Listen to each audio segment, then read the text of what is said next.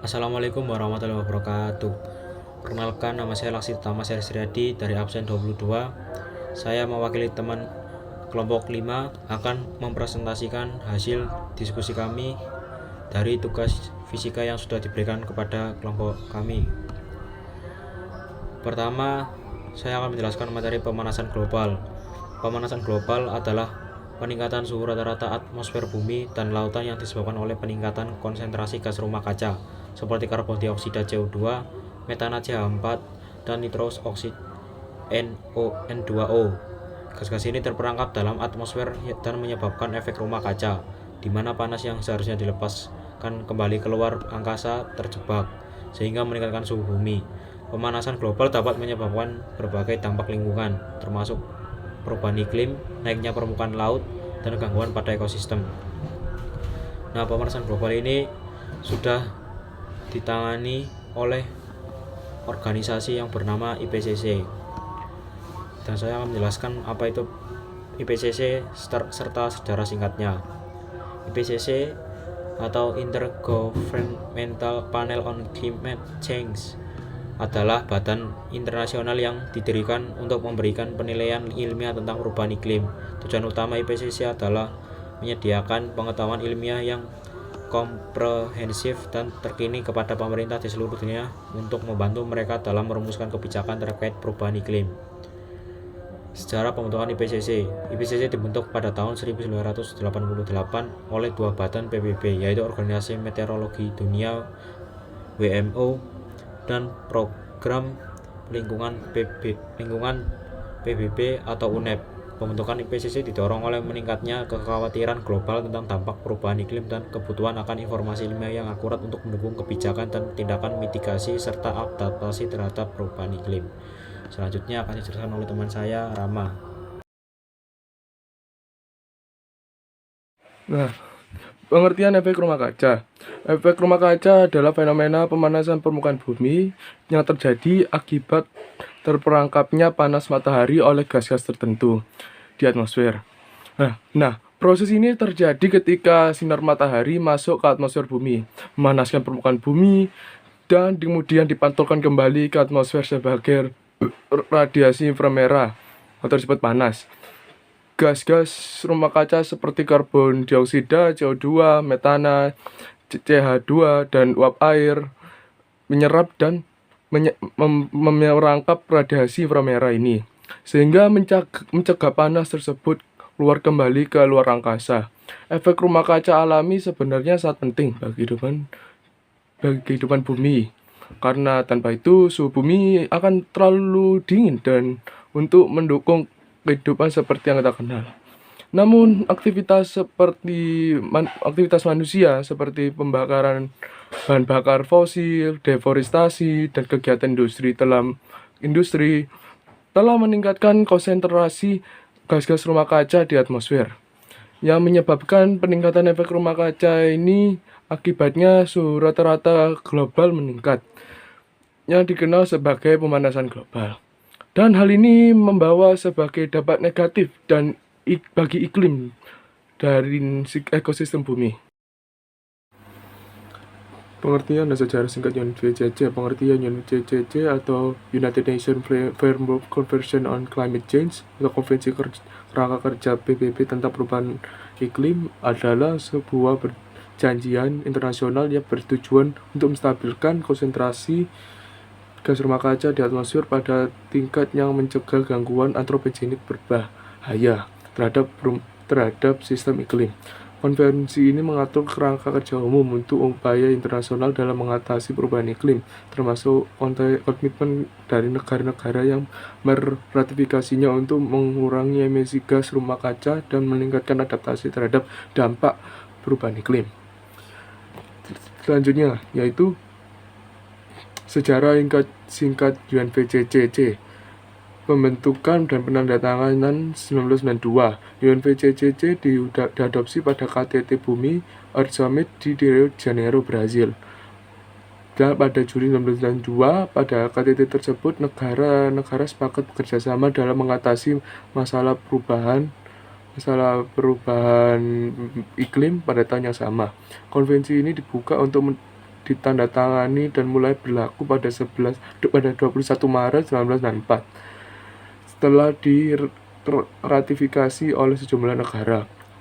Dan kedua, konferensi pada Piat COP, badan tertinggi UNFCCC, adalah konferensi pada Piat Conference of the Parties atau singkatannya COP, yang bertemu setiap tahun untuk meninjau kemajuan dalam mengimplementasikan konvensi COP pertama diadakan di Berlin pada 1995.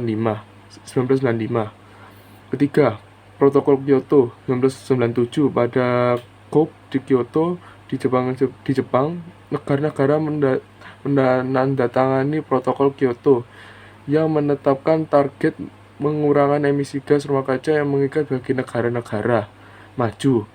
Protokol ini mulai berlaku pada tahun 2005. Keempat, Perjanjian Paris 2015. Pada COP di Paris, Prancis, negara-negara menyepakati Perjanjian Paris, sebuah perjanjian internasional yang bertujuan untuk menjaga kenaikan suhu global di bawah 2 derajat Celcius dan berupaya membatasi hingga 1,5 derajat Celcius di atas pra-industrial. Perjanjian Paris mulai berlaku pada 4 November 2016. UNFCCC terus menjadi platform utama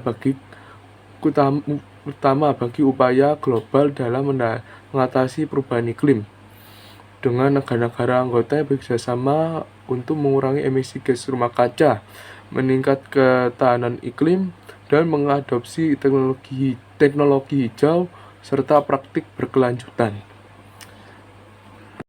Isi perjanjian UNFCCC. Isi perjanjiannya: pertama, tujuan menstabilkan konsentrasi gas rumah kaca di atmosfer pada tingkat yang mencegah campur tangan manusia terhadap sistem iklim, mencegah kerusakan iklim yang berbahaya. Prinsipnya, bertanggung jawab bersama. Semua negara memiliki tanggung jawab untuk mengatasi perubahan iklim. Keadilan dan diferensiasi negara-negara berkembang harus dibantu oleh negara-negara maju dalam upaya mereka mengatasi perubahan iklim. Pendekatan berhati-hati. Tindakan untuk mengatasi perubahan iklim harus diambil dengan hati-hati dan meningkatkan ketidakpastian ilmiah yang terkait. Tindakan pencegahan lebih baik mencegah daripada mengobati. Upaya harus difokuskan pada pencegahan emisi gas rumah kaca daripada beradaptasi dengan dampak perubahan iklim.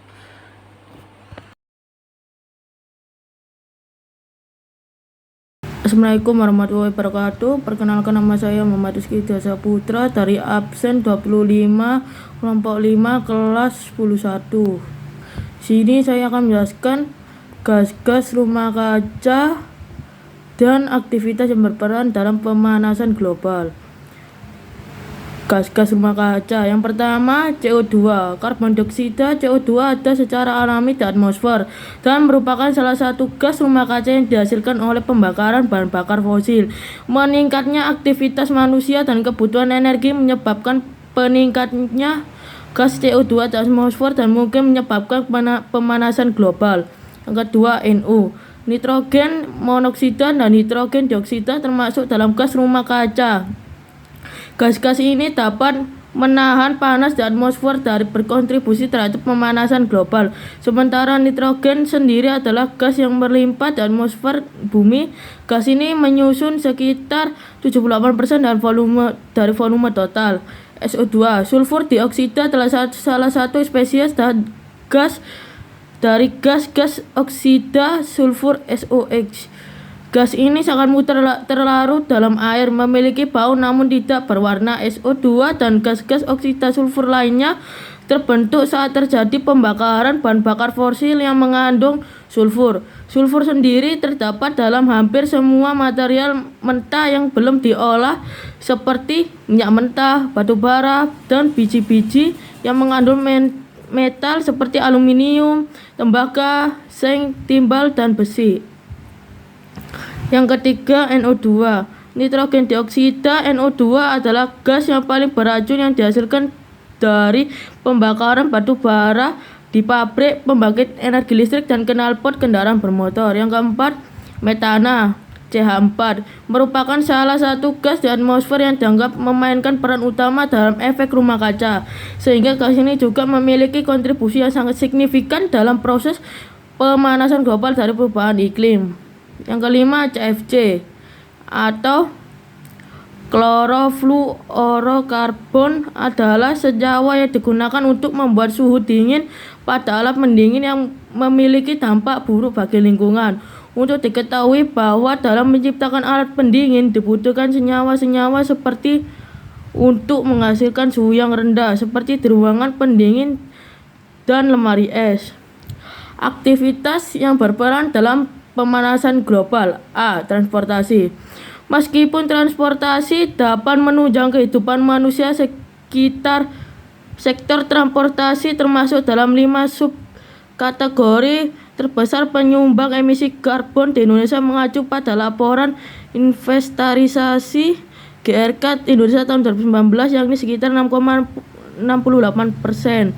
Emisi karbon dalam karbon dioksida dan karbon monoksida yang diproduksi oleh kendaraan bermotor, pesawat, pabrik, dan lain-lain yang menyebabkan polusi dan dianggap berbahaya bagi lingkungan. Dampaknya adalah pemanasan global membuat penguapan lebih cepat sehingga curah hujan meningkat. B. Aktivitas industri. Industri pabrik menyebabkan banyak asap yang dihasilkan dan dapat mengakibatkan polusi udara yang akan membuat lingkungan tercemar, dan terjadinya pemanasan global menggunakan bahan bakar fosil menyebabkan gas rumah kaca di atmosfer bertambah banyak dan menyumbang pada pemanasan global. C. Penebangan hutan. Penebangan hutan menghasilkan emisi karena pohon yang ditebang akan melepaskan karbon yang tersimpan di dalamnya. Di sisi lain, hutan berfungsi untuk menyerap karbon dioksida. Karena itu, penebangan hutan juga membatasi kemampuan alam dalam mengurangi emisi di atmosfer. Sekitar 12 juta hektar hutan dihasilkan setiap tahun untuk lahan usaha, rumah, pertanian, hingga peternakan. Penggundulan hutan, pertanian, dan perubahan fungsi lahan lainnya menyumbang sekitar 1/4 dari emisi gas rumah kaca di dunia. D. Proses pembusukan sampah organik. Penumpukan sampah organik pada tempat penampungan akhir atau TPA sebetulnya menimbulkan masalah baru bagi masyarakat sekitarnya. Sampah organik dapat mengalami perubahan melalui komposisi anaerobik sehingga menimbulkan bau busuk yang pelepasan gas metana CH4 ke atmosfer. Gas CH4 pada lapisan atmosfer berperan sebagai gas rumah kaca GRK dan berefek pada munculnya pemanasan global. Oleh karena itu diperlukan pengubahan sampah organik melalui cara yang ramah lingkungan. E. Peternakan dan pertanian. Peternakan adalah salah satu sektor yang berkontribusi dalam peningkatan pemanasan global yang berasal dari kotoran dan ekstraksi hewan.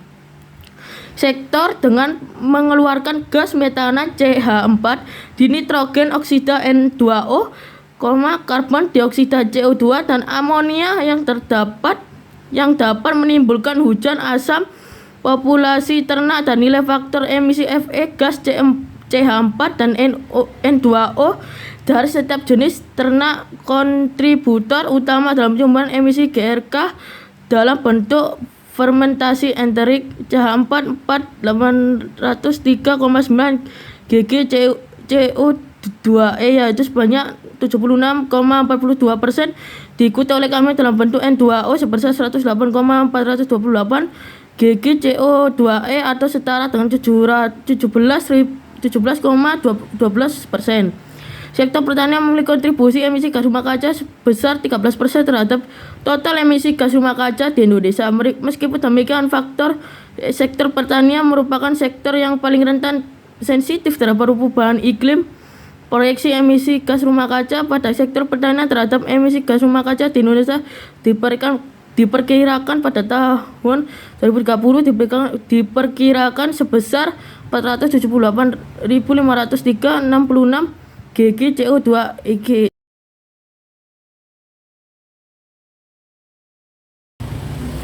Peningkatan suhu global, gas karbon dioksida CO2 adalah salah satu gas rumah kaca utama yang menyebabkan pemanasan global ketika CO2 dan gas rumah kaca lainnya terperangkap di atmosfer.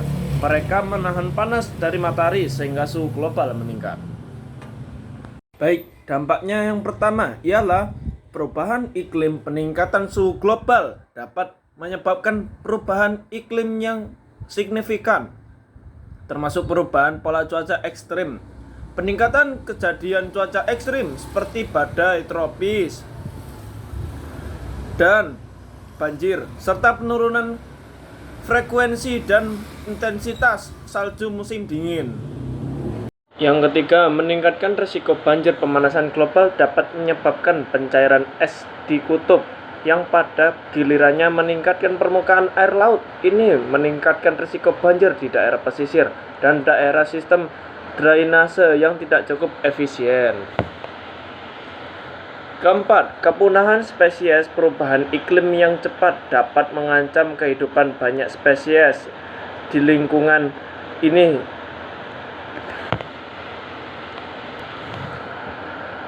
Tumbuhan dan hewan, beberapa spesies mungkin tidak dapat beradaptasi dengan perubahan lingkungan ini secepatnya, sehingga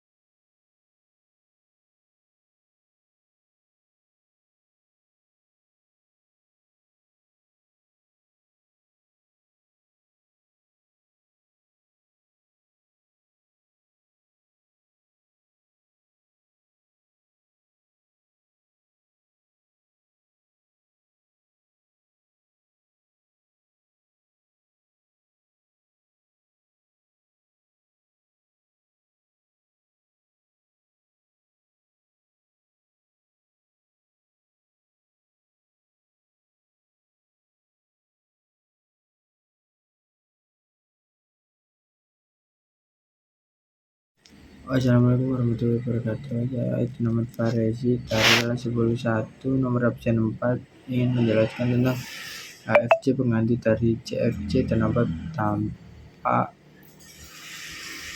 pada pemanasan global. HFC hydrofluorokarbon adalah kelompok kimia yang digunakan sebagai pengganti CFC klorofluorokarbon dalam berbagai aplikasi seperti pendingin udara, aerosol, dan refrigerasi. CFC dikenal sebagai penyebab utama kerusakan lapisan ozon. HFC memiliki potensi pemanasan global yang lebih rendah dibandingkan CFC sehingga dianggap sebagai alternatif yang lebih ramah lingkungan. Dan dampak HFC terhadap pemanasan global masih menjadi perdebatan antara ilmuwan. Beberapa penelitian menunjukkan bahwa HFC memiliki potensi pemanasan global yang signifikan dalam jangka panjang.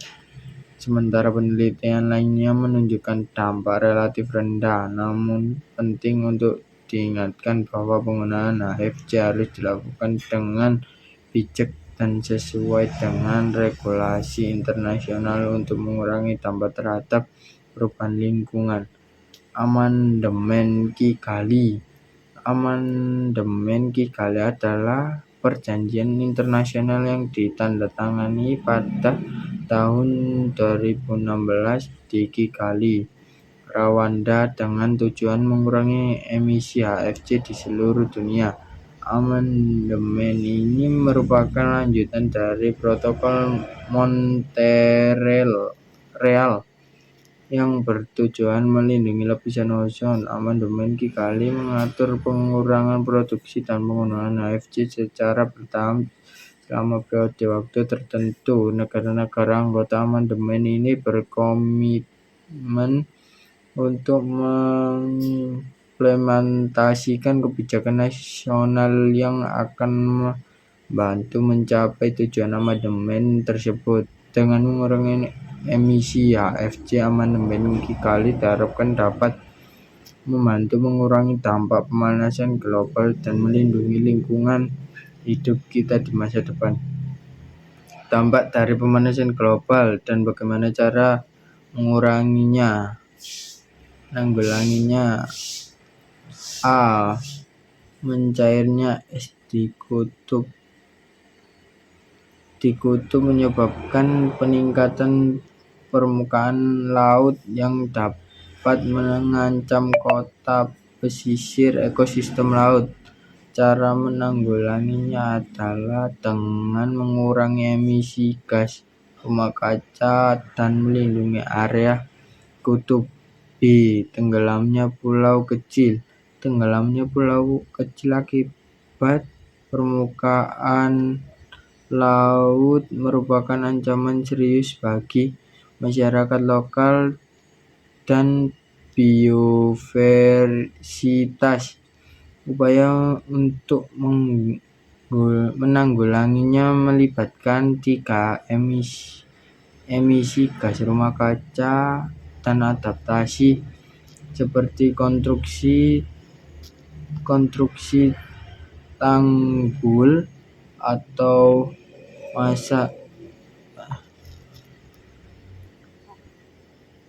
irigasi penduduk.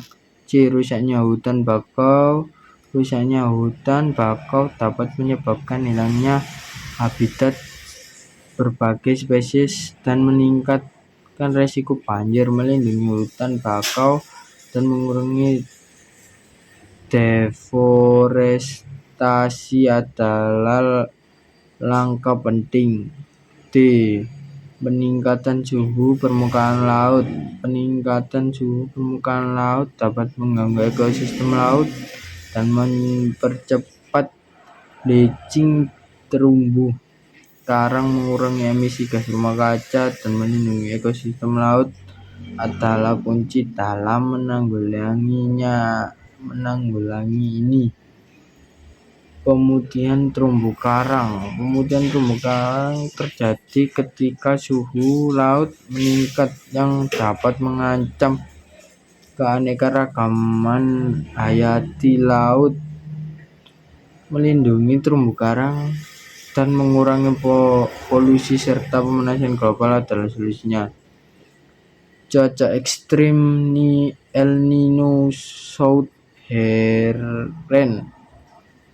Oscillation ENSO. El Nino dan La Nina dapat menyebabkan cuaca ekstrim seperti kekeringan atau banjir. Berbagai wilayah mengembangkan sistem peningkatan ini mengurangi pemanasan. Perkenalkan, nama saya Abimana Badila, absen 2 dari kelas 11. Di sini saya akan mempresentasikan tentang penanggulangan dampak pemanasan global. 1. Penanggulangan menanam pohon atau reboisasi menanam pohon merupakan langkah untuk menyeimbangkan kadar gas CO2 di lapisan atmosfer. Karena pohon akan menyerap gas CO2 untuk melakukan proses fotosintesis dan akan melepaskan oksigen ke udara, dan hal ini akan membuat udara pada lapisan atmosfer lebih sejuk dan pemanasan global sedikit teratasi.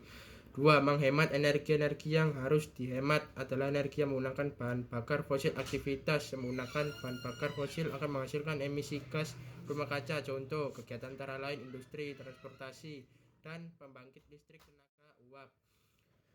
Dengan mengurangi tenaga kerja tersebut, gas rumah kaca dapat dikurangi. Beberapa hal yang dapat dilakukan untuk menghemat energi: mematikan lampu saat tidak digunakan, menggunakan alat-alat elektronik dengan bijaksana, mengendarai sepeda atau jalan kaki jika bepergian jarak dekat, mengganti lampu dengan jenisnya, hemat energi.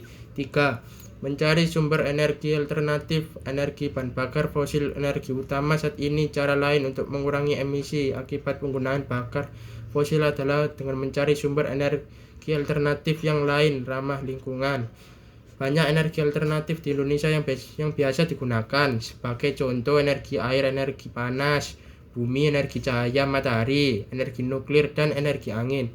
4.